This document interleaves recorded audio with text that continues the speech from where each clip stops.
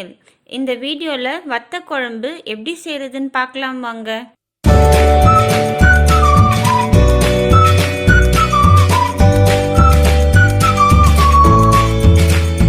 ஒரு பேன் நல்லா ஹீட் ஆனதும் எண்ணெய் சேர்த்துக்கோங்க. வெங்காயம் சேர்த்துக்கலாம். தக்காளி ஒன்று சேர்த்துக்கலாம்.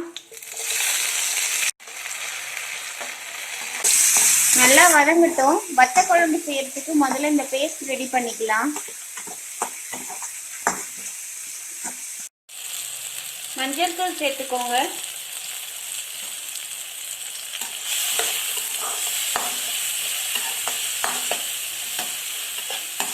வதங்கிடுச்சு. இப்போ இதை ஒரு மிக்ஸி ஜாரில் போட்டு அரைச்சிக்கலாம்.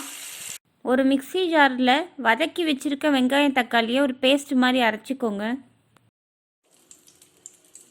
எண்ணெய் கொஞ்சமாக சேர்த்துக்கிட்டோம். கடுகு உளுத்தம் பருப்பு சேர்த்துக்கோங்க. கடுகு உளுத்தம் பருப்பு நல்லா பொரிஞ்சிருச்சு. வெந்தயம் கொஞ்சம் சேர்த்துக்கோங்க.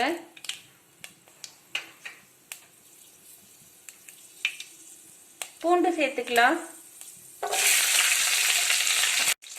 சின்ன வெங்காயம் சேர்த்துக்கோங்க. நல்லா வதக்கிக்கோங்க. வரமிளகாய் சேர்த்துக்கலாம். கருவேப்பிலை சேர்த்துக்கோங்க. சுண்டக்காய் வத்தல் சேர்த்துக்கலாம். நல்லா வதக்கிக்கோங்க.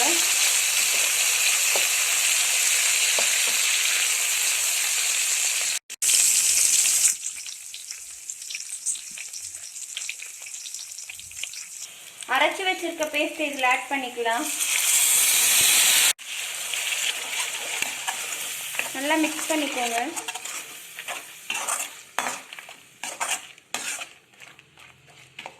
மஞ்சள் தூள் சேர்த்துக்கலாம். மிளகாய் தூள் 1 டேபிள் ஸ்பூன் சேர்த்துக்கோங்க. சீரகத்தூள் 1 டேபிள் ஸ்பூன் சேர்த்துக்கலாம். தனியாத்தூள் 1/2 டேபிள் ஸ்பூன் சேர்த்துக்கோங்க. பெருங்காயம் 1 பிஞ்ச் சேர்த்துக்கோங்க.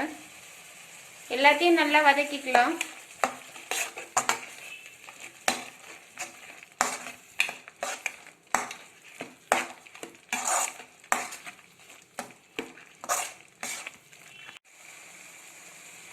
தண்ணி கொஞ்சமாக சேர்த்துக்கோங்க. உப்பு சேர்த்துக்கலாம். எலுமிச்சை சைஸ் புளி எடுத்து புளி கரைச்சல் ரெடி பண்ணிக்கலாம். நல்லா கொதிச்சிருச்சு. இப்போ புளி கரைச்சல் சேர்த்துக்கலாம்.